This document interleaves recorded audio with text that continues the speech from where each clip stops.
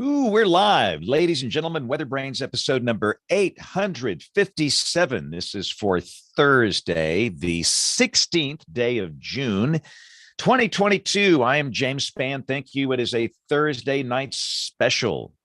We typically do this Mondays. If you are a noob, new to this, but we're doing a Thursday night special, and this is going to be the show that will be airing on Monday, the 20th. The podcast version, which is how most people consume this, is going to be released to the world on the 20th of June. But we're recording it a little early because guess what? I'm actually going to try and take a few days off next week. I've not had a real vacation day in about a year. And by golly, everybody needs a mental health break from time to time. And I'm very much excited to just kind of back off a little bit and just breathe. So I will not be here next Monday night. And since I have the ball here, if you will, we have to kind of do the show when I'm around. So we're doing it tonight. And by golly, I might be the only guy on the show tonight based on what I've seen here. So one way or the other, we know it's going to be a homegrown show, and these can rapidly be unhinged, which might be kind of fun. But a lot of people are out. And obviously, we've got a lot of people in Wisconsin at the AMS broadcast conference and the conference on weather messaging and communication. All of that's going on. Rick Smith is there. Kim McLean is there. In fact, it'd be kind of cool if we would have somebody up there that might join us, but it's probably too late for that. But anyway, that's going on now. So a lot of our folks are there. I did speak with Bill Murray. Bill is in Washington, D.C., I believe, and he will try to join us here shortly. I know that Neil has some issues. He might not be able to make it. I think Troy is traveling. Jen might not be able to make it, but we're going to see what happens here. And if it's just me, I'll just become a ratchet jaw. I will become unhinged here for a little bit. All right, so we have just invited the gang, and we'll see who will make it. And often the homegrown shows can be a lot of fun. We love having the guests. We have had some unbelievable guests on this show over the years. And thanks to Bill Murray, mainly. He's our guest booking officer, the GBO. But, from time to time, we don't have adequate time just for us to talk. And I think everybody on this show is very interesting in different ways. We've got obviously some researchers. We've got some, PhDs on here, some practitioners. We've got everybody in between. And it's just interesting to hear sometimes our perspective on what is happening in the weather enterprise. So here comes Jen. I won't be by myself. So again, we'll get one or two people on here. We'll get this thing started. If you're watching on the television side, welcome. Good to have you. We appreciate you watching as always. Here comes Dr. Jacobs, and Bill will be here shortly. Jen, how are you? I'm good. I'm glad I made it. Yeah, glad you did too, because otherwise it would be just, for a minute, I thought it was just going to be me, but here comes Bill. So the whole gang is here. We have made it. I would love to have somebody in Milwaukee at these conferences to join us. If nothing else, by phone, that would be good. In that, I would imagine they've heard some interesting things by now. And it's a joint AMS conference. You've got the broadcast conference, and then you've got the I forget what the name of it is. Neil, you might know, the conference on weather communication, messaging. I've heard some pretty great talks coming from there. Saw a great screen capture of you and Bob Ryan. Yeah, man. Bob, listen, if you get me on the screen with Bob Ryan, that's a big deal. I mean, growing up, you tell me one day that I would be on the same screen with Bob Ryan, I'd say that you're crazy as a lunatic. I mean, that's when you've hit the big time. But Bob interviewed a number of, old timers, I guess, to talk about weather messaging and communication and things like that. And he is the master of it. But a lot of people don't know that he was the original Today Show weather guy back in the 70s before Willard. And Willard was working on WRC, and they flipped it. Bill Murray, you good? We good, Dr. Murray? Yeah, we got a shooting in Vestavia in the last few minutes. Did you know about it, James? Yeah. Yes, Okay. I I just saw the breaking news. I That's where I live. the scene is considered just well, we're not on the show here. There's no active shooter. The shooter is in custody. The scene is considered secure, but the police, they're searching every room, corner, and crevice of the church just in case there's another shooter. Mm. There are multiple victims and apparently one deceased, and this is all, kind of breaking and but it's at St. Stephen's Episcopal. I've been in that building many times to do Exactly. weather talks to either their senior adults or their preschool program. And again, that's just a sad story. But and again, I say this all the time. I'm not a journalist. I don't do journalism, don't understand it. In a way, I'm forced into that role because people send me things like this and, pictures of plane crashes and car crashes and all these other things. And you have to kind of feel your way in the dark on what to post and what not to post. But I'm trying to stick with what the news people are saying over here in the newsroom. But let's get this thing started. Because I know everybody's busy and we don't keep everybody here for a long time. All right. Both recorders are going. Here we go in 5, 4, 3, 2, 1. You're listening to WeatherBrains. They're kind of a big deal. Hey, we're kind of a big deal. Come on now. We've been on the air here since 2006. That's a long time. 16 years and running strong. This is WeatherBrains episode number 857. This is for the 20th of June, 2022. And a little secret for those that are listening, and most people do listen, we're actually recording the show a little early.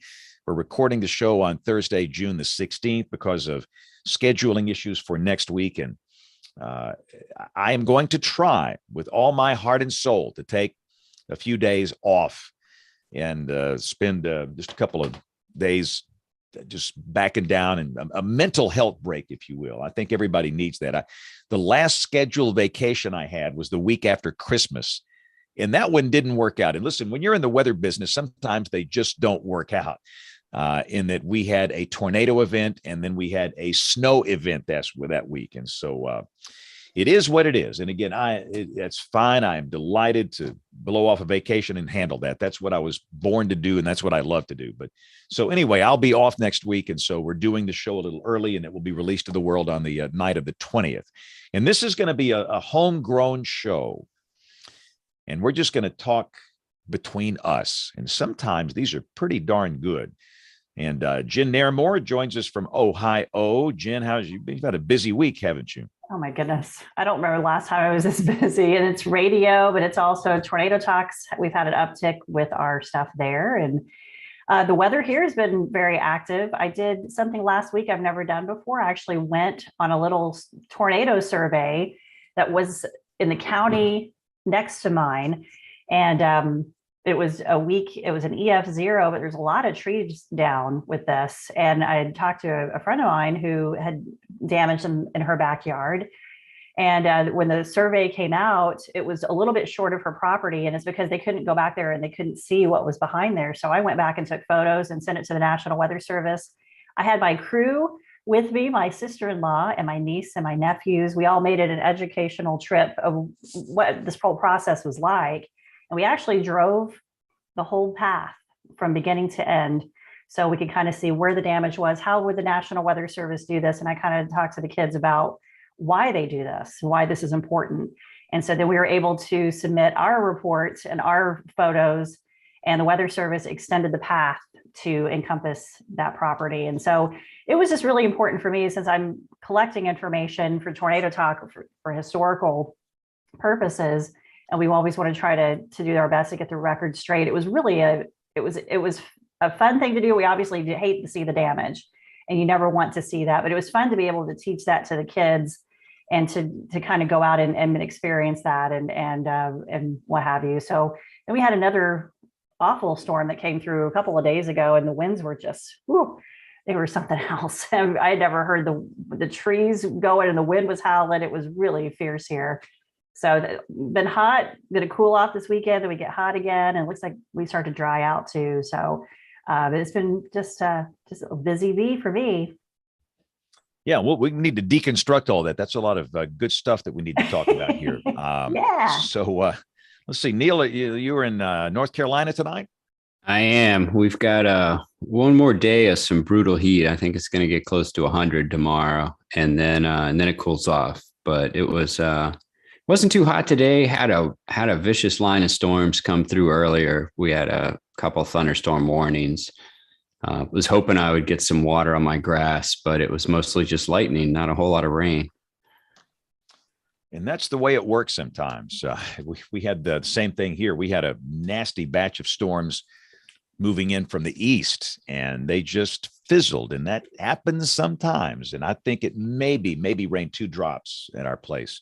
So Bill Murray is at a local hotel in Washington. If you consider DC. Washington, yeah, to be local, yeah, I am. I had one of my first times I've ever come really close to running out of gas, and Neil should have cautioned me, but I was supposed to get into Washington with 30 or 40 extra miles, and I ended up sitting on 395 for an hour and a half to get to the wharf. And wow, wait, were you coming in from the south? Yeah, that's the worst. Like when I make that commute, and so I've got an easy pass, so I can go flying through. But if you go and the lanes are going the other direction, the area between Fredericksburg and 395 is a total nightmare. And there's never any crashes. It's just people sitting in cars. There's something at Anthem tonight, and I think that's what really caused the problem. Is the people trying to, all those merges onto 395, it just was terrible. So I had to bail and get gas, or I would have been in trouble. So anyway, I made it just in time. So I was like, oh, goodness gracious. A little too much excitement for my day. I'm trying to figure out what this thing is behind your head back there. Is that a shelf? Headboard of the bed.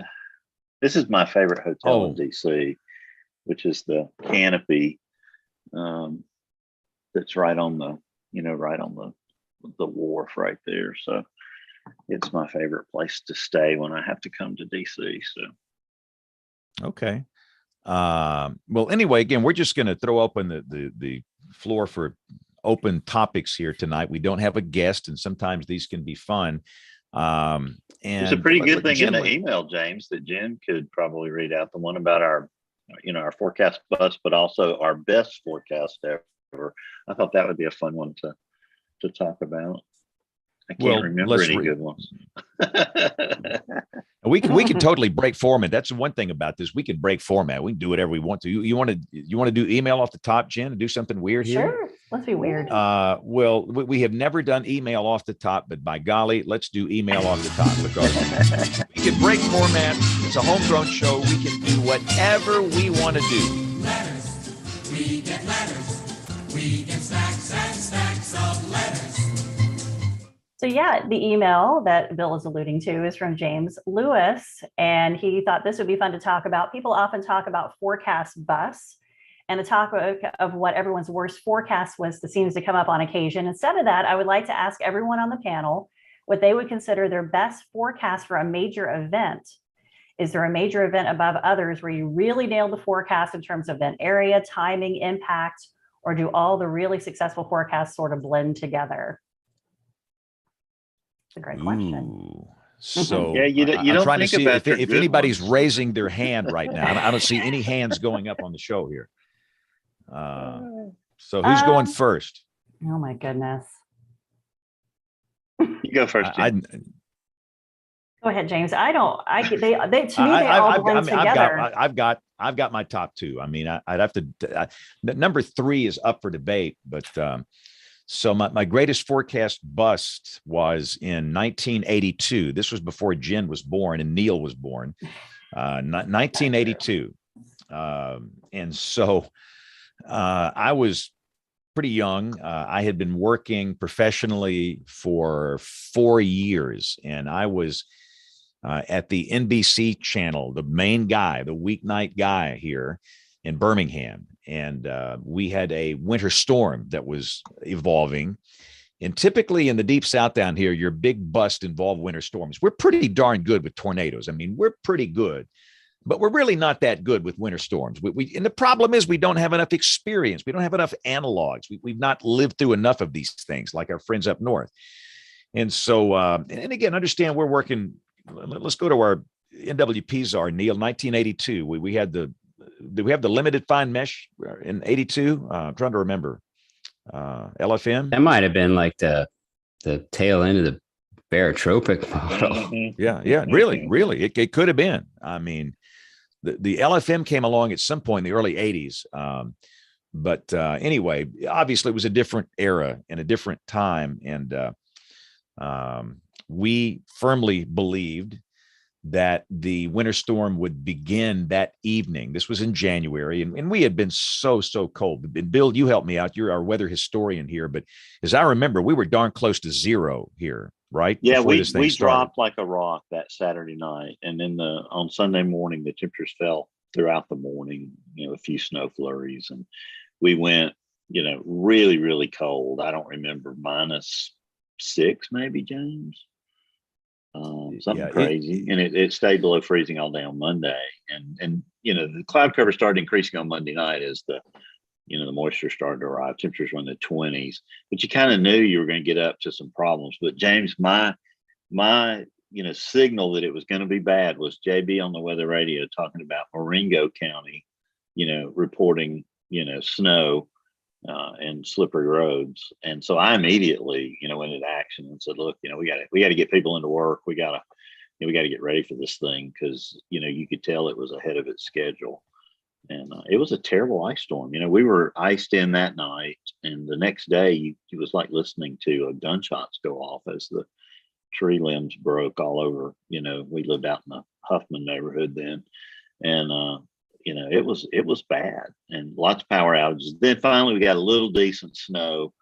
I want to say that occurred on Wednesday night and Thursday morning. We got a couple inches of snow and got to sled and have some fun. So we enjoyed that. But before that, it was a dangerous situation with all people stuck on the highways and trapped in shopping malls and stores, and also in strangers' homes. It was an amazing time. Yeah, and again, I thought it was going to start that evening, and it started during the day. It was far ahead of schedule, and this was a case where everything went to ice in a heartbeat. This was not a slow evolving mess. We went on ice in a heartbeat, and people abandoned cars. And unlike Snowmageddon, which was 8 years ago here, which was my number 2. This was a case where people had no power. The weight of the ice brought down power lines. It brought down trees. It brought down towers, communication towers. And it was a crippling, devastating, catastrophic ice storm, southern ice storm. And people, would walk to shelters, and the shelter had no power. And some people froze to death from exposure. And I thought I was going to be fired. And I tried to get to work. And of course, there was no way, because at the time I lived 20 miles south of the TV station. And so they had to come pick me up in a helicopter. And it's bad when they have to pick you up in a helicopter. But I got up there, and we could not get off the mountain, Red Mountain, for 5 days. And it was pretty rough. A lot of the ladies dressed to stay overnight. They didn't expect to stay overnight 4 nights. And we were all cranky. And then, so that was my worst by far. I thought I was going to be fired. I thought, I'm done. My little 4-year-old weather career has ended with a ice storm forecast that went awry. But number 2 was the Snowmageddon event of 2014.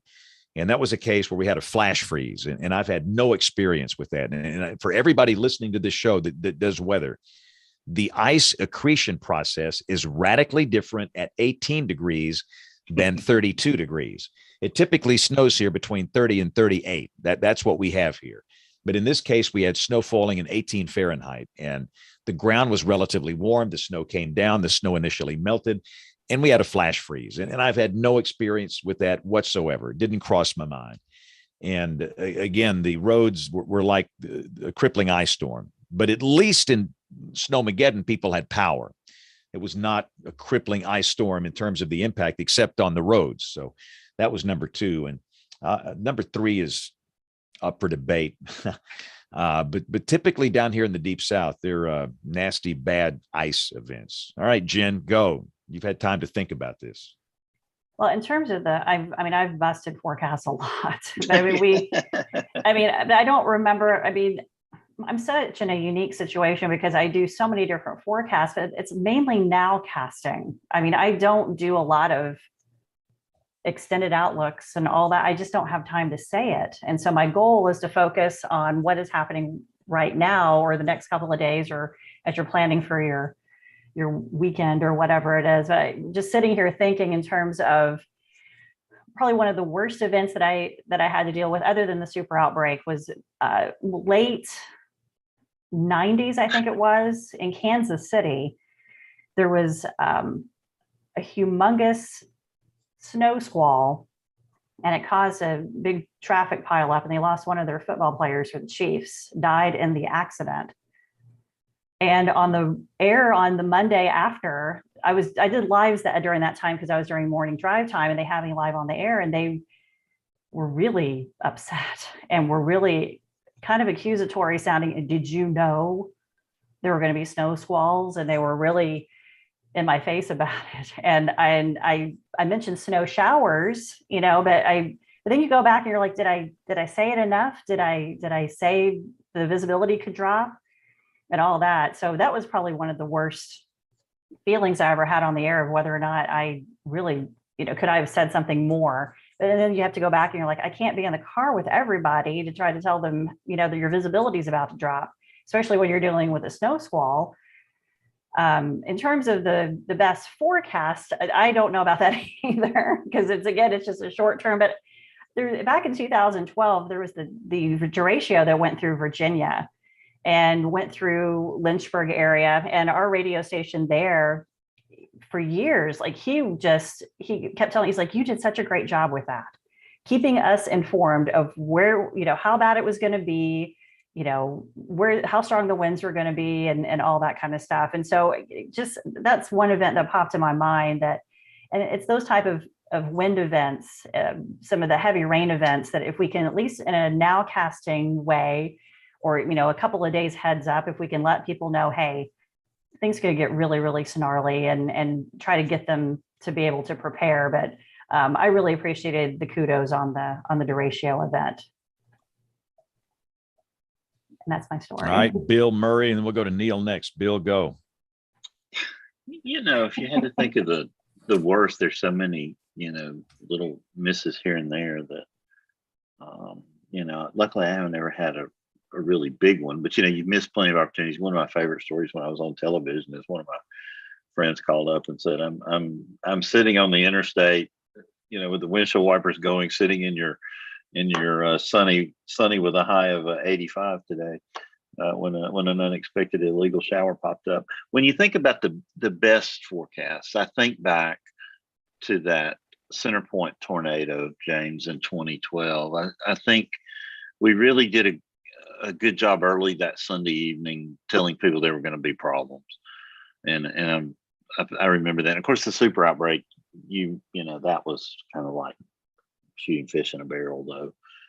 But we were talking about that a week out. And when I was on television, the 93 superstorm was kind of fun to forecast way out, because everybody thought we were crazy, that we were sitting at 80 degrees on Monday afternoon, and that we would have 13 inches of snow on the ground by Saturday morning. And it pretty much did what we told everybody it was going to do, even blew those expectations out of the water. So it wasn't a fun event, because everybody was out of power, and it was a catastrophic event. I went into it hoping we would have a fun snow, and make snowmen and s'mores and have a good time, but it was not that at all. It was a life-threatening situation, and a bad experience in Alabama for a lot of people. All right. So, Neil, you're not paid to forecast the weather, I guess, but you maybe have some stories. Come on. I don't care at what level you are. At some point, you're going to have to crank out a forecast for somebody somewhere. Oh, yeah. So I can maybe let me hit the bust first. So I think the biggest bust was the January 2000 blizzard in the Raleigh-Durham area, where RDU ended up getting about almost 2 feet of snow. And I was I was about a year into my PhD at NC State. And I remember I lived about 2 blocks from the forecast office, and my roommate was working over at the forecast office. And we kept looking at the forecast, and the forecast was for like 3 to 4 inches of snow. And we'd run outside with a ruler, and there'd be like 6 or 7 inches on the ground. And then we'd run back inside and look, and the forecast had been updated to like 8 to 10 inches. And we'd run outside with a ruler, and there was 14 inches on the ground. And they were playing catch up the whole time.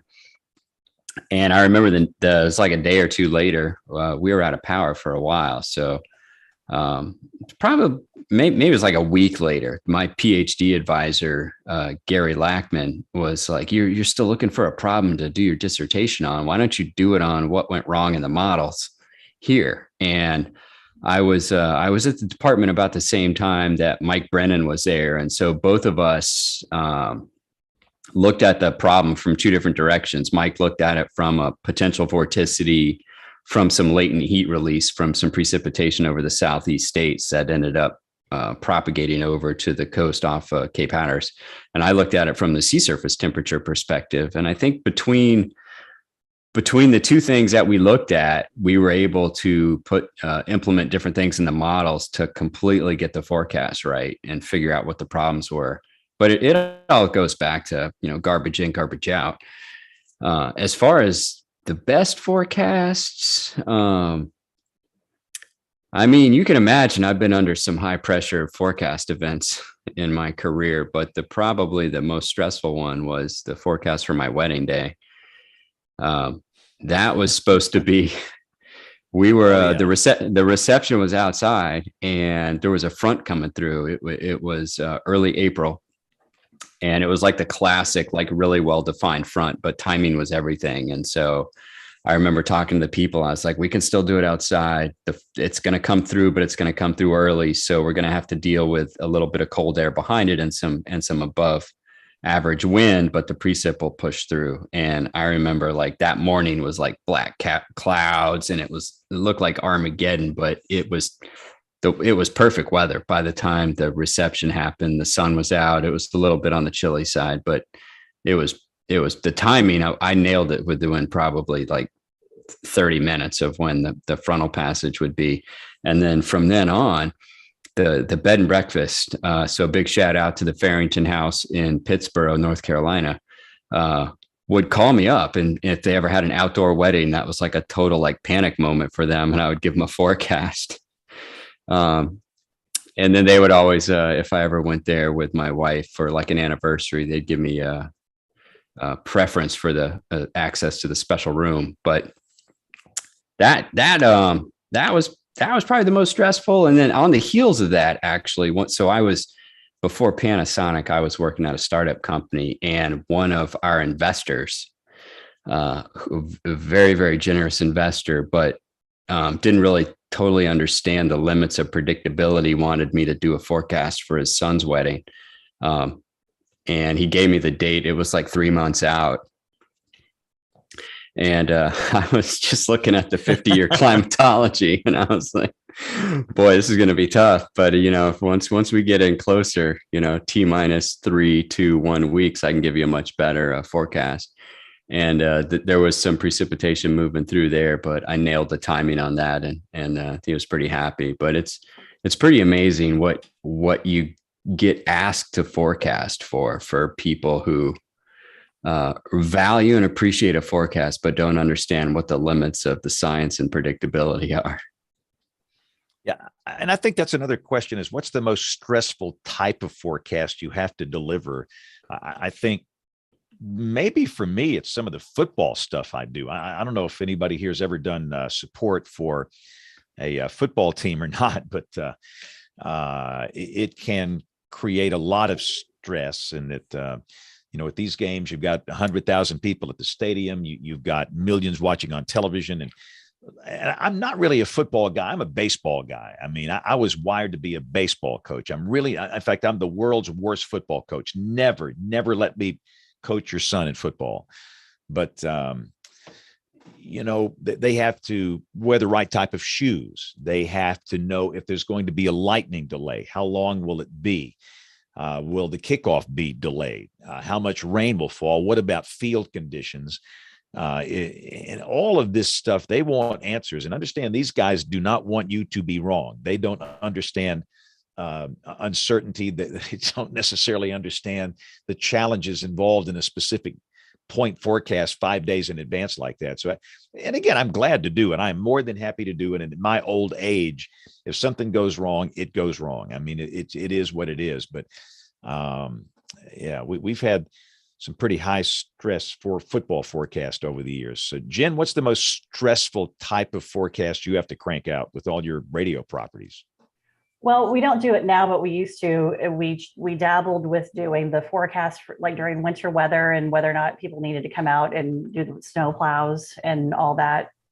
So it was kind of a moving away from doing radio. I did not like that. That was very stressful, because you had to have certain criteria, and they were trying to plan and all that, and it was really, really difficult. And so, in terms of radio, I mean, right now it's pretty streamlined. I mean, when we do some of the severe weather coverage, the stations are really great. They don't worry too much about us breaking into their sports or anything like that. They really don't have us do a lot for that. They'll ask us to forecast for, your local parade or all that kind of stuff. But right now it's pretty strict radio. But I would say that was the most challenging thing I ever did.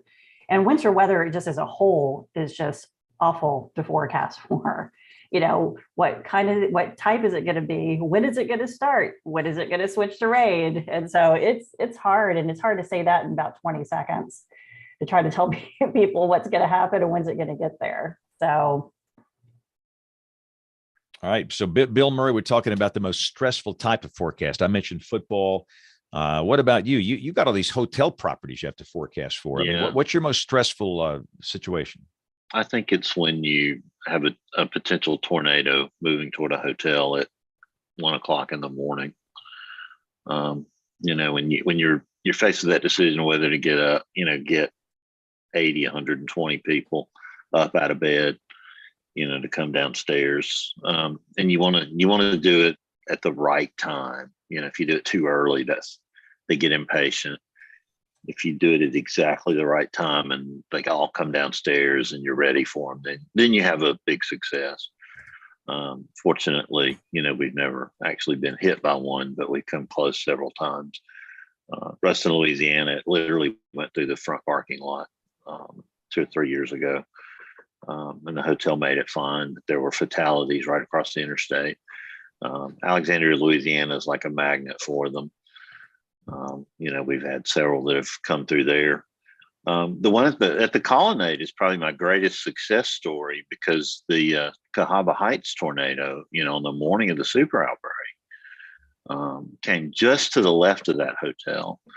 And we gave them about 40 minutes advance notice, time for the GM to drive over there and get everybody up. And we had a delegation of Hilton execs there. And, they came down and went through the tornado plan, and the tornado, of course, hit Cahaba Heights, across the interstate, went up there. But that afternoon, they wanted to have a meeting, and we canceled that meeting and told them, you need to get out of Birmingham as quick as you could, because what was going to happen that afternoon was going to be horrendous. And they all vamoosed, got flights and drove and left. And they were so happy about that decision, because of course, that was a harrowing night, afternoon and night, and they were grateful for that. So, that you get your good and your bad forecast. We rarely miss a big ice or snow forecast, because those are impactful for hotels too. And of course, hurricanes. I think my most stressful one was, what was the M storm, Neil, that passed the Florida coast probably in 2015, 2016. We had a hotel. 2015. Was it Michael? Yeah, it was the Michael. one that got upgraded to a 5. Yeah, no. That was the Panama City storm. This one was on the east coast of Florida. We had a hotel in Jax Beach, and we went against the evacuation order and decided to stay. And the police were none too happy about that. But all these hotels closed, and I was really confident in the Hurricane Center forecast, that it was going to stay offshore and not impact this hotel.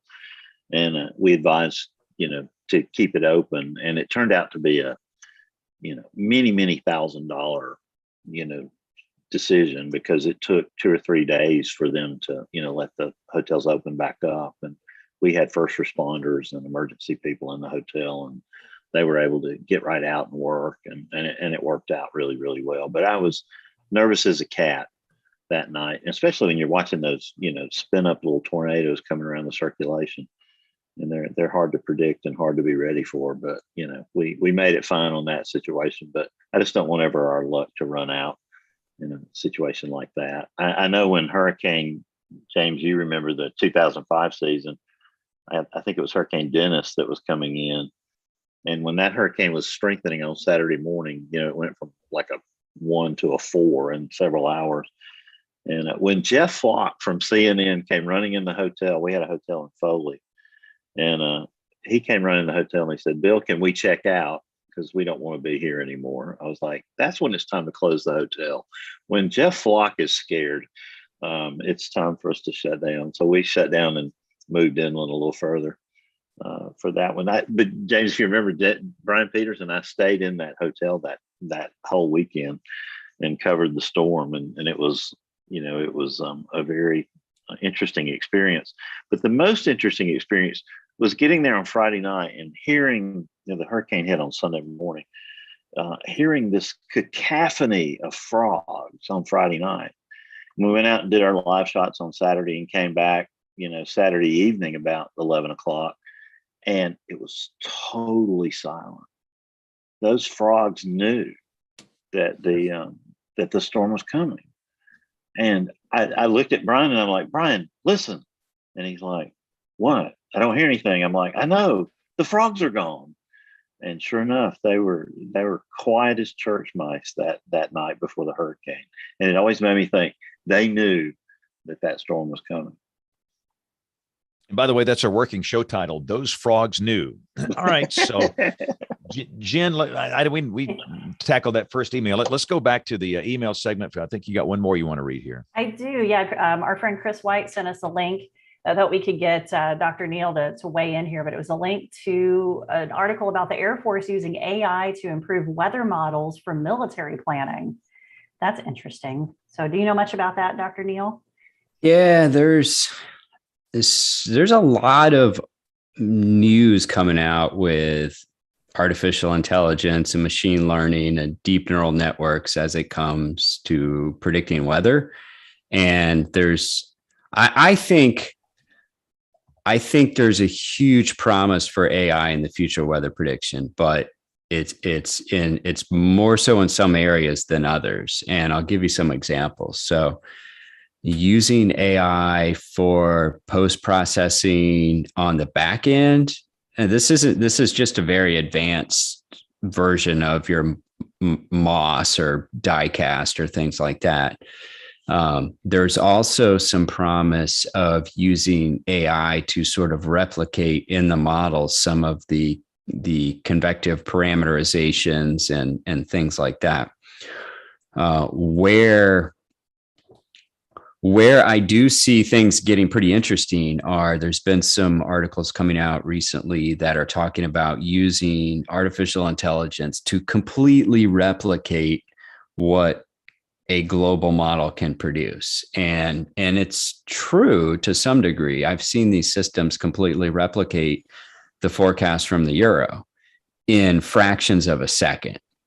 But what is sort of not discussed is all of the information that goes into training those AI systems. So, for example, if you want to have an AI system that predicts, it doesn't predict, it replicates what a prognostic set of physics equations would produce looking forward in time. You have to train it on 20, 30, 50 years worth of historical reanalysis so that it understands. So you back train it or back test it on this historical reanalysis, and then you just let it replicate what it sees going out forward. what people aren't discussing are when you generate these historical reanalyses, you still have to use your traditional observations and data assimilation and physics-based equations to generate the reanalysis to train the AI. So I can see a world in the future where we're using AI to do the predictive forecasts, but we still have to use the classical physics equations and the models to generate the reanalysis to train the AI system on. The other thing that makes me a little bit nervous is these AI systems are trained towards the mean. In other words, if you take, say, I don't know, 6 months, a year, 3 years worth of information, you're going to train the system to optimize itself around the mean. And the mean is not where the concerning weather events are. The concerning weather events happen on the extremes, on the tails of either end of the distribution. And unless the system can be trained on day in and day out weather, but somehow use that information to correctly predict these extreme one-off outline events, I'm still kind of nervous about it, because no one really cares if you can correctly predict the mean weather. I mean, you could look at the Farmer's Almanac and get that right. It's the outline events that are the problems. And those are the ones that I feel like the AI, at least in the short term, are going to really struggle with. Well, Neil, what does it mean for the workforce? Do you think there's going to be a reduction in humans working at the National Weather Service with this AI concept? I don't think so. I think it's probably going to create the opportunity for two new sets of humans in the loop, so to speak. There's going to be more people on the front end writing code and software and stuff like that. And then there's going to be more people on the back end, both interpreting this stuff and then also translating it to people on the ground. I think that I wish Kim was here for this conversation. I feel like as good as your forecast can get, if you get your forecast and it's some robotic automated voice telling you about something, you're not going to take it as seriously if it is a person, particularly a person that you know lives in your town, who knows what the weather is. And if you have a question or a problem, you can pick up the phone and call. And I don't see a world in which that goes away, because that's just human nature. And you can AI yourself into all sorts of interesting answers, but you're not going to overcome human nature. Neil, do we have any of that right now in the NDFD forecast? Because they're kind of choppy and chaotic, in terms of the language when they translate out into the zones and things like that. The point. Yeah, there's some automated parts of that process. And I find myself paying less attention to it now because I know it's built from an automated process. And at least you can go in there and read and it says this was automatically generated or whatever. But I just go straight to the discussion, because I'm like, all right, who wrote this discussion? I know that person. I want to see what they had to say about this weather event. And that's what I do. And so I worry that if you move away from that person that you trust and go fully automated, you risk losing, I don't want to say necessarily credibility, but you lose that connection with the community. And that's really important. And that's what Jen does so well. She's saying she hated to, bog down in those specific criteria and things. But, even in that 20 seconds, she's, communicating uncertainty, communicating a range of potential outcomes. Don't you think, Jen? That's, that trusted voice is important in that situation. Yeah, absolutely. And that's our goal, is to try to be succinct and use the correct tone and build the trust with the community that we're talking to. And, but we only have a certain amount of time to do it. And we want to try to get their attention while they're driving, to drop their kids off or work, they're heading off to work or whatever, and really try to focus on getting that message out and as succinctly and as, So we try to start off with, like a headline to kind of capture your attention, so I may start off by saying, crummy weather coming up, or, start with the heat messaging. And we start, what's the big message? And then we kind of go from there to get the forecast. And if that means we can only get through today and tonight, then that was all that it's needed to be said. But if there's something coming down the pike, or if there's a holiday or something and we know something big's happening, then we may try to headline that as well to let people know what's happening. It can be very challenging, but I've done it for so long that it is easier for me, because I've done this since 1997, to try to get the forecast in. Sometimes I run out of words. I'm like, I think I've used all my words today. I don't have any more. So that's the really hardest part. James, when did you start doing radio? Right off the bat? Well, I guess I know you did radio forever ago. Yeah. I'm a product of radio, but I started doing weather on radio back in the 1980s. I was on Magic 96 FM. That was the first one, and it was great. I loved it because once it gets in your blood, it's always there. But I wanted to ask all of you here on the panel. We've talked about, AI and robotic forecast, and it's better to get your weather from an actual person, a human that understands potential impact, that understands the culture and all these things. But let's be honest. Most people, they're getting their weather. When you want to know what the weather's going to do, Joe Q Public, the guy in the Walmart, the guy in the Target, what's he going to do when he wants to know what the weather's going to do? Is he going to wait for the 10 o'clock news to come on to find out, or the 6 o'clock news, or Jen's radio? No. What's he going to do? Look at his what? Phone. Mm-hmm. And so these phone apps that are offered by most media outlets and private sector companies, they're automated. And I'm not faulting that. They have to be, because you're issuing point forecasts for a gazillion places across the United States. But they're totally automated based on model output. And so, where does that go? Will that get any better? I joke about them being crap apps, especially this time of the year, because they're giving a percentage of, you can't do it with these air mass random storms. But where does that go, guys? What do you think? Will humans ever be able to generate, forecasts for phone users with these apps, or is it always going to be automated? I'm really surprised at how many people are putting the gospel behind these future radar forecasts. I know that's what you want to go to when when I really want to know what's going to happen. I'm going to go to the convection allowing models, and that's not going to help you with an air mass thunderstorm, but it might help you with the coverage, the amount of area that'll be covered. But a lot of, like we've got some construction projects going on, and these folks are relying very heavily on the future radar products that some of the weather vendors are putting out there. So I go to, my weather model sources to look, when people ask me specifically kind of what to expect. And, but, most people don't have that immediate access, but I think they're increasingly getting it, from some of the weather vendors like the Weather Channel and AccuWeather and folks like that. So, Jen, how do you compete with a phone app? You versus the phone. How do you compete?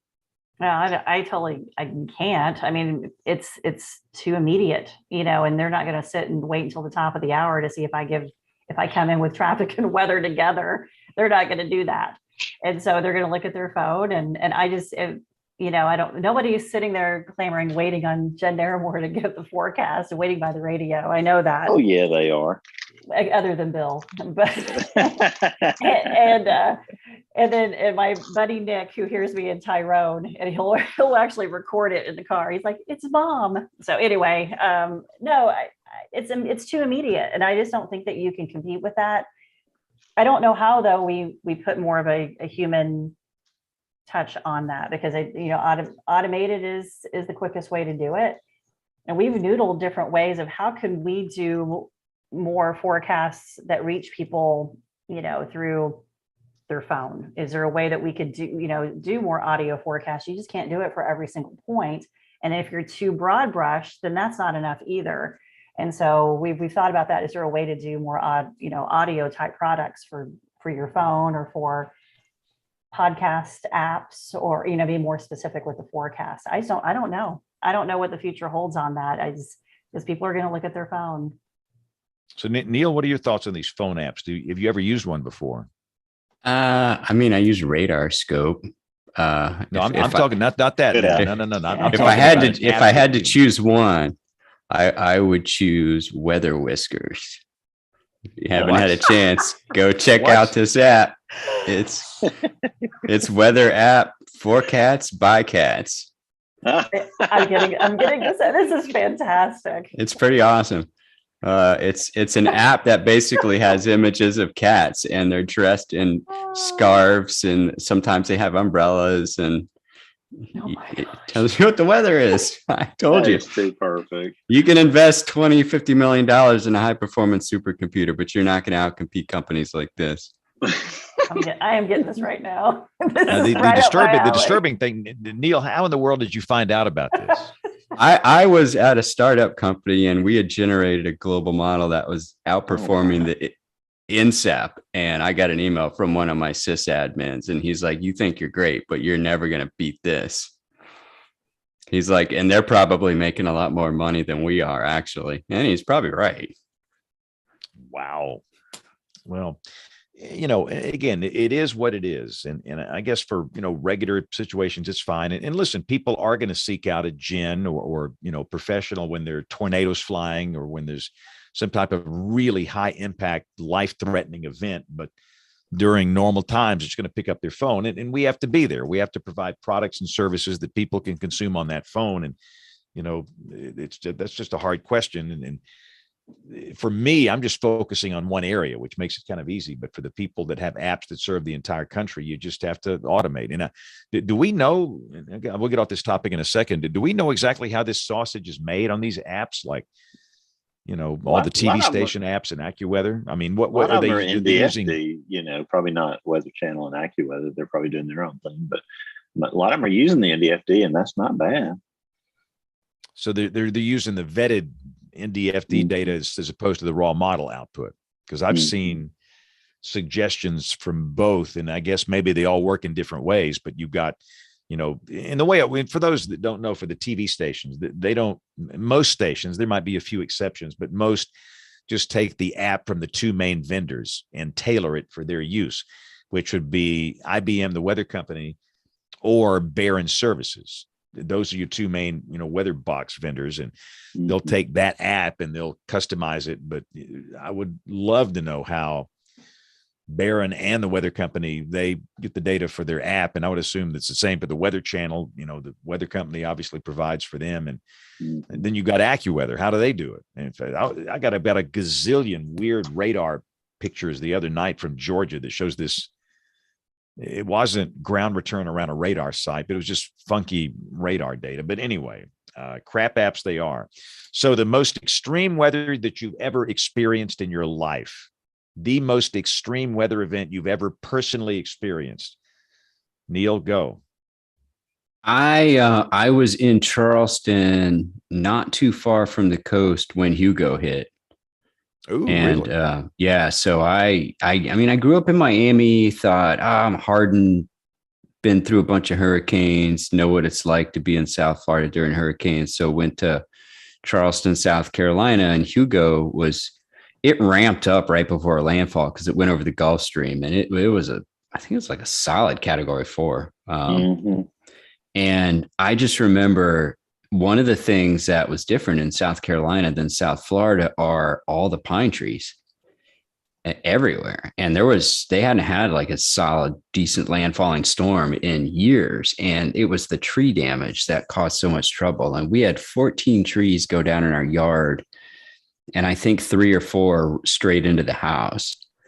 And I stayed there with my family. I remember we were in sort of like this inner room. We had like a basement, but it wasn't like a full basement. It was like a kind of a half underground room, and you could feel the walls moving back and forth. And when the eye went over the house, I went outside, and all you could smell was pine sap. And I remember looking up and I could see the stars, and it was crazy. Like the humidity was just super high. And then the backside of the eye wall started to come. And my neighborhood like backed onto this forest preserve. So it was nothing but trees. And I remember hearing the eye wall moving across that forest. And as it was getting closer, the winds were getting louder, and you could just hear like the crunching, which was just all the trees snapping. Mm. And we ran back in the house. About 2 or 3 minutes later, the backside of the eye wall comes over, and it was like another hour or two of just intense winds. And then I remember we had one of the trees went through the roof into my sister's room. And I remember we brought like this kiddie pool in from outside and stuck it on her floor because the water was just pouring in. And we were just filling up this kiddie pool and then bailing it out with 5-gallon buckets. And then we were out of power for 3 weeks.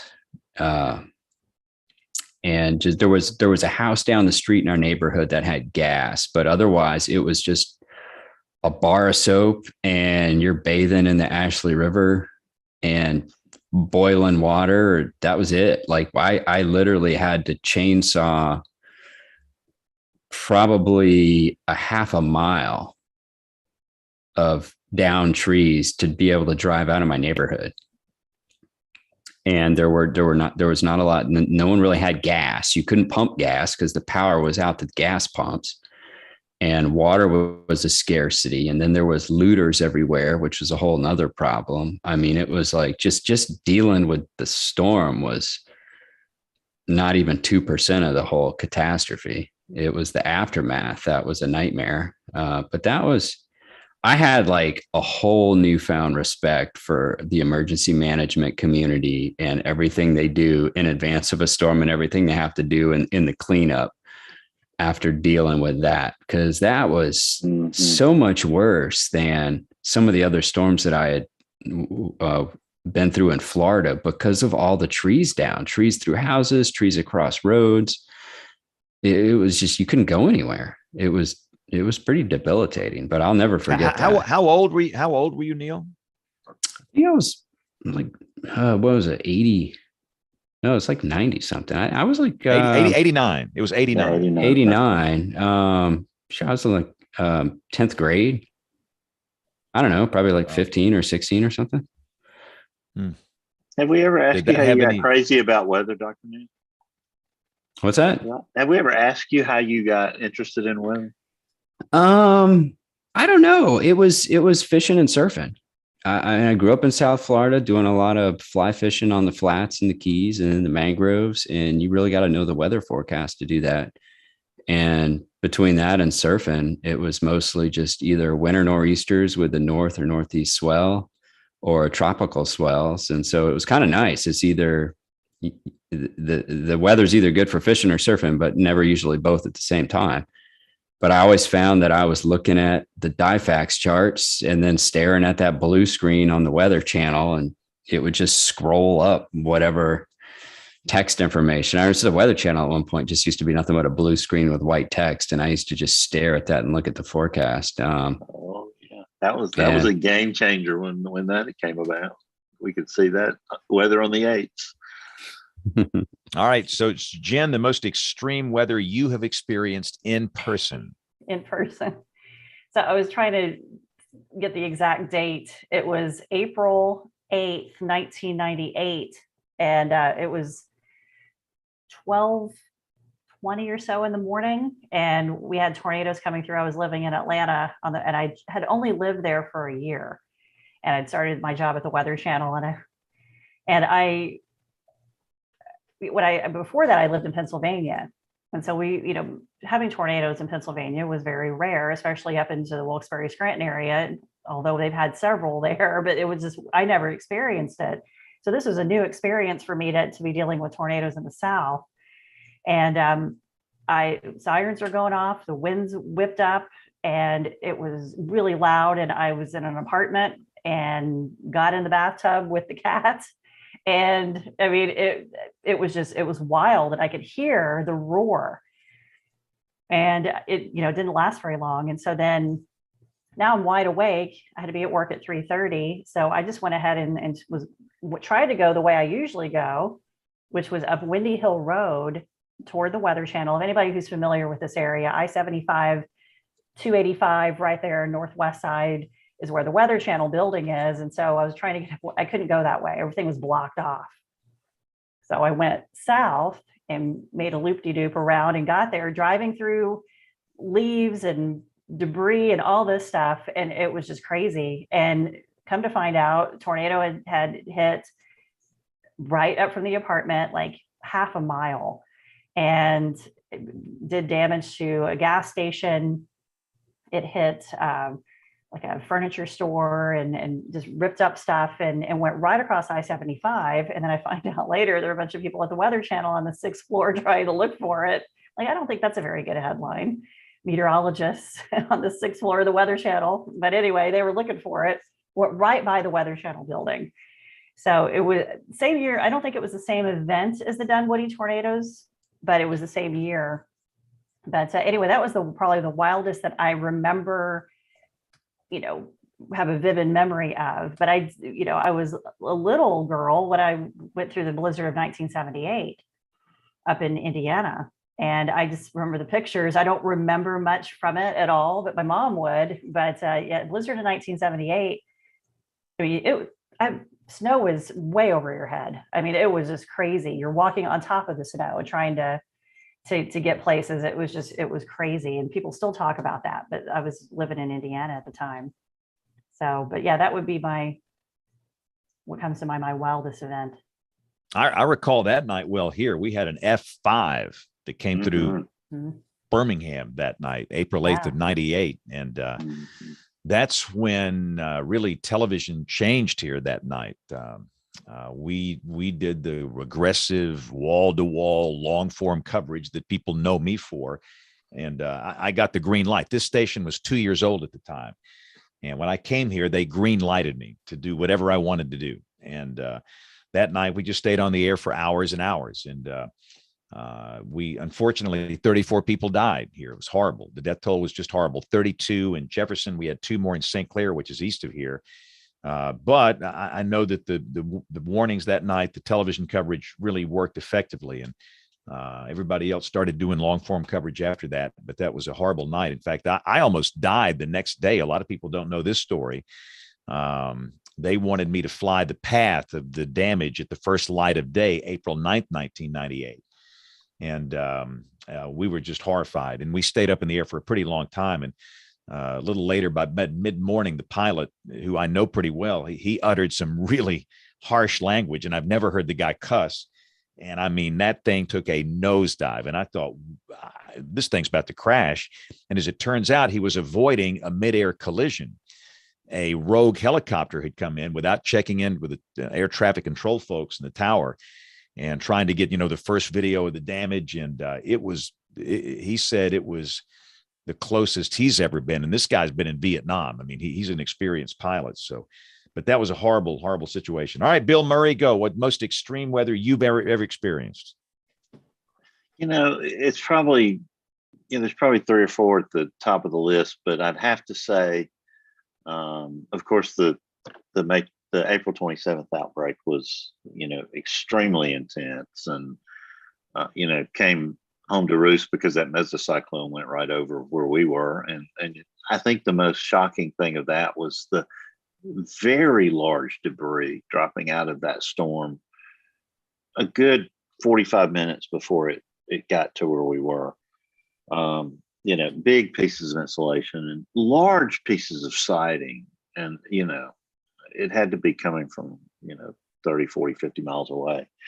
And that was totally shocking to me. The May 93 or the March 93 superstorm, I think that, was a crazy experience on that Friday night when, you had lightning and extremely strong winds and incredible snow. That was a phenomenal event. And then, then being, we were on the Alabama coast, but we, still had big experience from Hurricane Katrina. And I think the most shocking thing was waking up on Tuesday morning to see New Orleans underwater. I think that was probably the most depressing weather thing I had ever seen or imagined. I think probably the first really depressing one, Neil, is one you mentioned. I couldn't imagine the power in South Carolina after Hurricane Hugo. It just seemed hopeless. And I was in Alabama listening to radio reports and news reports, and I thought, how do you ever recover from something like that where the power infrastructure is so destroyed? So, what these utilities do to get us back online, is pretty phenomenal. But in a thing like that where it's overwhelming and, it's 2, 3, 4 weeks to get your power back, that's just horrible. All right, it was a wild experience. Like, I don't know how people did it. It was, yeah, I mean, 3 weeks goes by pretty quick with no power, but it was in the middle of summer. I mean, stuff's hot. You can't use anything in your refrigerator. You got to still figure out how to boil your water on gas camp stoves. I mean, fortunately, we were, my dad and I were always like big outdoorsmen. So we had a ton of camping equipment. So we had plenty of gas and stuff like that. But there were some people who had nothing, and no one could get in to help them because of all the down trees up I-26 and 17. It took days to get help in. All right. So one more topic before we take a break here. And I know that we're trying to wrap this up early, but for everybody on the panel here, what is your dream job in the weather enterprise? Your dream job, the one job you would give your right arm to have, the one that you've always dreamed about, the one that you're working to achieve. What is your dream job in the weather enterprise? And forget all the obstacles, forget everything else. If you could just pick it, what would it be? Bill Murray, I'm going to put the pressure on you. Go. Well, I always thought it was the director of the National Hurricane Center until I met Max Mayfield, and he said, "No, you don't want to do that. You just want to be a hurricane specialist." I think that would be the most incredible job. Although there are a ton, and I think any job in weather is wonderful. Any job in the weather service, I think, would be super. I think that time in the '90s when I got to be on television, James, if I'd known what I was doing, would have been amazing, because weather was, and television was still really, really important and relevant. I love doing that. But I think any job, I love the one I have now, just forecasting on the weekends and getting to do, severe weather on our blog. We have a really high traffic blog, and I love being a part of that. So I'm grateful for every chance. I'm grateful for doing the show. 16 years we've been doing it. I love it every week. I was just panicked tonight trying to get off the interstate to try to figure out how I could call James and tell him to delay it 30 minutes so we could do it. I look forward to it every week because of all the special folks we have, our own panelists, and all the great weather brains we bring on every week. What's amazing is I love doing this show. I mean, we've not missed a week of production in 16 years, which is amazing. We've not skipped a week. We were like what we're doing now. We're doing 2 shows this week. One will be running next week, but I think that's pretty amazing. That's pretty consistent. So, all right, you're the Jen, metronome. You're the one that makes it happen, James. Thank you for making the sausage every week, because you keep us going. All right, Jen, dream job and weather, go. Well, I'm kind of dipping my toe in there now. With Tornado Talk. That really is where my heart beats fast. I love the history. I love the storytelling. I love the people. I don't like the damage. I don't like what happens, but it happens. And so, but I like telling their story. I like telling the stories of miracles, of community, the way people come together and they help each other, and that even in the midst of tragedy, there's hope. I love telling those stories. And I just think there's so many communities that are impacted, and there's so many stories to tell. And if I could do anything, and just no limitations, I would go buy my RV that we talked about a couple of weeks ago and slap the Tornado Talk logo on there and go to all these different places and tell these stories and just write and research and go to historical societies and go to libraries and meet people and just have them tell their stories, and because they need to be archived. And that's we're only scratching the surface of what we're doing with Tornado Talk. But if I could do that full time, I totally would. Awesome. All right, Dr. Jacobs, what's your dream job in the weather enterprise? Um, I guess maybe if I wasn't confined to the weather enterprise, my dream job would probably be going back to being a recreational inshore fly fishing guide, because I had more fun doing that than anything else I've ever done. Um, but having experienced the weather enterprise from the private sector, startup world, big company corporations, NOAA, academia, I honestly can say my dream job and the most fun that I've ever had is teaching at the undergraduate level. I would love to go back to a university and just teach numerical weather prediction and undergraduate level atmospheric science classes, because to me, that's the most fun, being able to teach something that is what seems relatively complex, and seeing the light bulbs go off in the student's head is just, it's so rewarding. Yep. Awesome. All right. So Jen, let's go. Let's do one more email from you. Then we'll take a break after we talk about this next one. So go. Yeah, we get a few emails from our little friend Owen Isaacson, and he's great. And he had a question: what is our favorite season? I think that's a great question. So we'll just throw it out. So, what is your favorite season, James? Fall, autumn. I just, I don't know what it is. When I was a kid, I loved summer. I could not wait for summer. I love summer, the long summer days in the woods of South Alabama and Butler County. Nothing beat that. But that's when I was a little boy, and I'm not a little boy. I'm an old man now. And so just something about that first cool breeze after the first really significant continental air mass arrival, where the dew points get down in the 40s and the low gets down in the 40s, and it's crisp and it's refreshing. And typically here that comes in late September, early October. October is a brilliant month. The sky is so blue you can't even look up at it. In the morning, you need a jacket or a sweater. During the day, it's so comfortable. We don't have to deal with tornadoes. We don't have to deal with loss of life. Typically, it's just a marvelous, marvelous time. Now, November gets a little wonky. That's when the tornado season here starts. But for me, no doubt, I'm a fall guy, followed number 2 by winter. Summer ranks dead last on my list, thanks to what we're going through right now. All right, Neil, what's your favorite? Go. My favorite is, well, I guess it would depend on where I live. So when I lived in Miami in South Florida, my favorite was obviously the winter. But in the Carolinas, I'd have to say the spring. I live for spring. It's trout season, it's redfish season, it's bulb season. I'm a huge fan of both native orchids, wildflowers. I love gardening. It's a time when the yard starts to look really awesome before the summer heat kills everything. And it's just, I feel like I made it through winter. I mean, granted, I love winter with the snowstorms and everything else, but I'm ready for spring by the time the end of winter rolls around. And then, once it starts to get into the 90s, I'm pretty much miserable until next year. All right. So, Bill, go. I got to say spring with Dr. Jacobs. It is my favorite because I just love the reawakening and the warm days and the cool nights and all that in Alabama. It's a good time. But I think I'm like Kim. It would depend on where I lived. I think I would have a different home for every season. Maybe fall in the Colorado mountains, would be fun. I loved the aspen season in Southwest Colorado. I think I'd have to be on the Outer Banks in September, for a passing storm here and there. It's just, lake effect snow, maybe in upstate New York in January.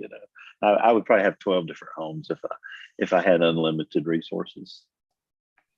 All right, Jen. Well, and again, it's location dependent. But when I was in Georgia, I loved the fall because you came out of the hot and you moved into and you stepped outside and you knew football season was here, and it was I love the cooler time. Up in Ohio, though, I'm all about late spring because you can finally, get out of the cold. And it takes a long time for us to warm up here, but once we do, it's been hot up here this summer for sure. It's not even summer yet. But once you get into let's say late April, early May, it is amazing up here. with the cool nights, doing, your fire pit nights and, great, just time for planting and all that. It's my favorite time. And it's just really being able to open up all the windows, airing out the winter dankness and being able to really get your fresh air flowing in. So I'd say springtime for me too. Awesome. Well, let's take a break. We're going to hear from Tony Rice, and we're going to come back. We'll do our picks of the week. We'll do a weather roundup, a tropical weather update, and much more coming up as WeatherBrains rolls along. Looking beyond the atmosphere, here's Tony Rice with your astronomy outlook. NASA's Jet Propulsion Laboratory maintains a very interesting calendar on their website. They list a number of things, including birthdays of astronauts to astrophysicists, and some interesting conferences, many of them that are very niche-y. Mercury 2022, the conference on the current and future science of the innermost planet, just wrapped up in Orleans, France. And underway right now is Meteoroids 2022 in Huntsville, Alabama. The items that put a smile on my face most often are calculations of when named asteroids will make their closest approach to Earth. It's the names that are the interesting part. First, the rules. If you discover an asteroid, you get to name it. And the rules are fairly straightforward. 16 characters or less, not too similar to an existing minor planet or moon, nothing offensive, and it's got to be pronounceable. There's a few that are named for sports figures like skater Johnny Weir and tennis stars Andy Murray and Roger Federer, as well as baseball's Jackie Robinson. Both Orville and Wilbur Wright have been honored with asteroids. And perhaps that dinosaur phase that many of us went through is reflected in Triceratops, Tyrannosaurus, Brachiosaurus, Brontosaurus, and Iguanodon. Stars of stage and screen have been also honored, sometimes en masse, for stoking interest in science, with each of the principal cast of the original Star Trek, as well as the Big Bang Theory being honored. Each of the members of Monty Python were also honored, and asteroid 26858 honors Mr. Rogers for being such a good neighbor. But one of the most popular categories of names is music, honoring crooners like Sinatra, rock and pop pioneers like Bill Haley, Brian Wilson, Elvis and the Beatles, and even that little band from Texas was honored with asteroid 22521 ZZ Top. That's your astronomy outlook. Follow me at RTP Hokie for more spacey stuff like this. When the weather ball is red, warmer weather is ahead. When the weather ball is white, colder weather is in sight. When the weather ball is green, no change in the weather is foreseen. When colors blink by night or day, precipitation's on the way. All right. So again, we are actually recording the show on Thursday, the 16th of June. It's going to be released on the 20th of June. So let's talk about what's happening. And obviously the heat is kind of a big deal for a lot of folks in the southern and eastern U.S. And Neil, what was your high out there today? Oh, it was in the 90s. It's been upper 90s to almost 100 in central North Carolina for the last few days. I think tomorrow it's looking like 99. And then that's it. It'll cool off. I mean, relatively speaking, but it was pretty rough for a while. Yeah. And down here, we've been in the 90s and we're going to get a little break. Like, I guess, Jen, you're going to send us out some drier air, right? When do you get that? We get that really for the next several days, and we get cool too. Tomorrow night, we're in the 50s. That's awesome. And then we're in the 70s this weekend. And then I see mid to upper 90s again part of next week. So it's really all over the place. We did get up into the 90s the past few days, and we had the storms. What was it? Monday night? I think it was Monday night. The storms that's when we had the strong winds come on through. That all started up in Wisconsin and Michigan and angled down, and they had 85-mile-per-hour winds in Fort Wayne. I mean, it was all that came our way. And it was pretty bumpy, but yeah, we get cool this weekend. So, and you guys, James, you get a little bit lower humidity, right? Yeah, we'll get the lower dew points this weekend, and we might see some 50s here Sunday morning, which is like a major cold wave. Of course, the highs will still be over 90, but next week it's going to come back, and there's a lot of discussion on how intense the heat will be next week. And a lot of people are posting, raw model output, which shows these outrageous numbers. But whatever, it's going to be hot. I mean, there's no doubt about that. It's going to be hot. How hot, that's up for debate. But about the best thing we can hope for is a little cooler nights and lower humidity this weekend.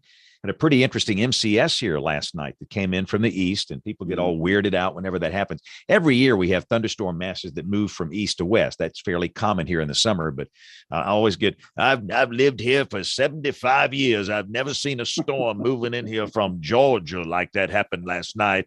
There's something changing here. And I've That's learned what that broke people, the 1980 heat wave, James, was a storm like that coming in from the east. Yeah. I mean, people have their memory it just doesn't work well often when it comes to weather. I've learned that, but that's fairly You're just not common old enough like us. We've seen it all, James. Yeah, that's right. But it's just like, it's just strange. I mean, you know what? There are days I just almost do not even want to look in the comments section of the face bag because it's just rough in there. And then the other problem we have this time of the year, people start arguing about how hot it is. My thermometer's in the shade. It's in the shade. I've been using this trusted thermometer for 35 years, and my high was 109 degrees. Where if you look at the official report down the road, the FAA, the Weather Service side, it was like 95. It was 15 degrees cooler. But they want to fight. I mean, if you even dare to dispute their 109, they will come after you and start cussing, ugly talking language. I mean, people just get really agitated this time of the year over these numbers. And I finally just, if you think it was 120 degrees, then that's fine. And they send me their pictures of their car thermometers, and it is that time of the year. But so let's talk about the tropics. We have that little feature that's inland over Central America that probably won't make it. But Neil, what are your thoughts on the rest of the hurricane season? We got a couple of weeks under our belt here. What do you think? I think it's going to crank up here soon. I think it's going to be above average. You got a climatological prediction of fairly favorable outflow in the Atlantic. Not a lot of upper level wind shear. I think you're probably going to see some development, particularly later in the summer. There's right around the Yucatan, there's a lot of warm SST anomalies, and the models keep trying to spin up some stuff. I think the last run I saw the GFS a couple hours ago was sending one up into the Gulf. I wouldn't look at a deterministic model with any level of seriousness out past 200 hours, but there's energy there. And whether or not the model actually decides it wants to turn something into a storm is probably secondary. But the point is, there's some heat energy at some point during the season. It's going to have to be bled off, and the only way to do that is through storms. So it's going to happen. I just hope people are thinking about what they should do now in advance and getting ready. All right. And while we got you on the horn here, Neil, talk a little bit about Ken Graham and his new role and what's happening down at the Hurricane Center in terms of who's going to lead that this season. Kind of an interesting time for a transition here. It is. That was that was one of the things I was thinking when they decided that they chose Ken. I think he is a phenomenal pick. My top choice. I think he's going to be amazing because he's a seasoned veteran when it comes to forecasting. He knows what it's like to work a midnight shift, and he's been there, done that. And now he's up in DC. He's going to have his work cut out for him. There needs to be some pretty big changes going on there. And I think he's a change agent. He's going to be awesome. But it was kind of interesting, the timing, because they just right on the heels of announcing that it's going to be above average season. Then they announced that, oh, by the way, the former director of the Hurricane Center is not going to be around the Weather Service. And I thought that might generate some interesting news headlines. But the honest truth is Jamie Rome, who's the acting director now down there, is awesome. And Mike Brennan backing him up. I mean, that's a phenomenal team. And if I had my pick of anyone in the entire weather enterprise to be like the 1 and 2 people down there, I'd pick those two anyway. So I think we're going to be in good shape. I'm not worried at all. I think they are more than ready to do the job.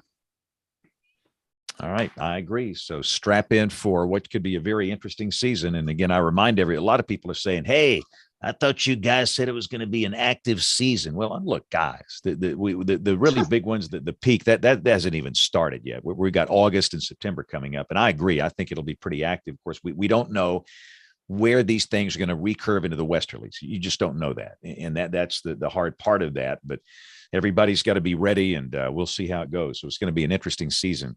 All right, so let's go around the horn and let's do picks of the week. I'm sitting there wondering, wow, these nasty emails coming in. You know what was going on here? Bill Murray, the TV station, did a special report on this church shooting.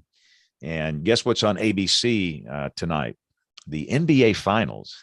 Oh, boy. So they're getting a taste of what we deal with in the weather world. I don't think they cut off any of the basketball game. They had a news conference at the top of the hour, and they took that live, and they didn't cover any of the basketball game. But I think people thought that they were going to cover the basketball game, and they were not happy. In fact, the nastiest email I ever got involved an NBA basketball game on Christmas Day of all days, 2015, Christmas Day. 2015, we had a tornado warning for the southwest part of the city of Birmingham, the city here, the metro.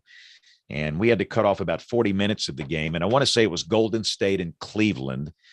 And about 40 minutes. But the warning process worked very well. A lot of people could have died with that, but nobody lost their life. The warning process worked. The first email I got after that 2015 NBA basketball game interruption said, "You should have been aborted by a coat hanger. Welcome to my world." So I hope our friends in news don't have to deal with that kind of stuff tonight. But let's do picks of the week. This is something related to weather. This can be anything closely related to weather, or maybe something not related to weather at all. It's just us. We can do whatever we want to here. So, Jen, let's throw it to you for a pick of the week. Go. So I had the pleasure to be invited to be on the Stormfront Freaks podcast last week. I loved it. It was so fun. So that's my pick of the week. I wanted to promote those guys. I've known Phil for the past few years because we both started podcasts at the same time. And he's done just a fabulous job putting together this show. It was so fun. They make you feel like you're home, and great questions, very engaging. Did their game show thing and totally screwed that up. And I was just a doofus on that. Welcome to the club. I know, but it was such a great time. And so that's my pick of the week. So thank you guys for having me on.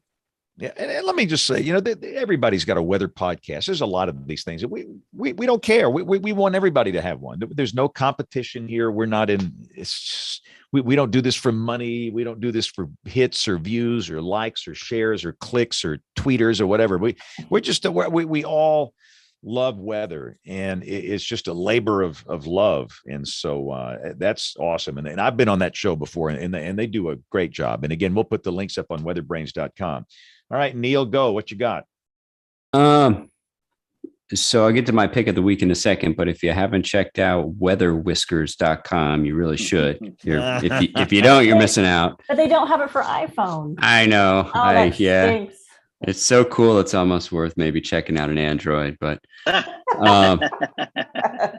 so my pick of the week is an article. It's in WRAL, but it's probably in other news. It's new poles have been installed around the Outer Banks to illustrate flood and storm surge risk. And so this is in partnership with the Hurricane Center. They've actually installed poles. I think at one point they were considering painting some of the telephone poles, basically color-coded what the height of the storm surge would be above ground level where that pole is. So when people driving or walking by can actually look at the pole and visualize, this is what a 6 or a 12 or an 18-foot storm surge would really look like. And yeah, I think a lot of people take for granted. They hear the number and it doesn't really compute until they see it on the side of something that's, wow, that's 2 stories high. That's way up there. And so kudos to them for putting that out across Dare County in partnership with the Hurricane Center and the emergency managers out there. Awesome. That is a great pick. Mine, it's the Cooperative Institute for Research in the Atmosphere, CIRA, and their tropical page. If you've not, and everybody knows about Tropical Tidbits and some of the other great sites. They're all great, but their tropical page is really, really good with satellite imagery, model output, and just a plethora of data. It's really well done. So as we approach the peak of the hurricane season, when things get active, that's just a good one to bookmark in your browser. It's the CIRA Tropical Cyclone real-time page with some really great data and great satellite stuff there. All right, Jen, what you got for us? I did it already. I did. You know, you get right. two. You get two. I get two. I get zero. No. What it is? No, I'm watching all this shooting stuff going. Yeah, my brain is like fried. Bill, you go. Yeah, I take Foghorn, James. Just because I've had a day. You've had a day. We invited Mark Suddeth at the last minute tonight because the schedule change kind of threw everything out of whack. But he originally committed, but realized he had overcommitted, and so he's going to be on with us on the night of the 27th. I think that's right. Is that our next show, James? The 27th? Yes, 27th. Yeah. And so Mark Suddeth will be on us, and we'll on with the show here, and we'll talk all things tropical. He's of course from hurricanetrack.com. All right, cool. And again, we're going to wrap up a little early this week, but at Homegrown Week, I love to just have a conversation between all of us here. But if you would like to get in touch with us, our email address, it is email@weatherbrains.com. And we are typically live Monday nights. And again, we will not be live on the 20th. That's the week we're taking off. That's the reason we're doing this show. So the next live show will be on the 27th of June, June 27th. But some watch straight off of YouTube or live.bigbrainsmedia.com. But we know that most of you listen, and we thank you for that. So on behalf of the entire WeatherBrains crew, thank you for listening. Have a great weekend. God bless. All right, guys. Thank you all for doing a Thursday night special. You bet. I'm glad I got here. Thanks, guys. Yeah, I'm glad y'all are all here. Thanks. Yeah, this is fun. Thanks.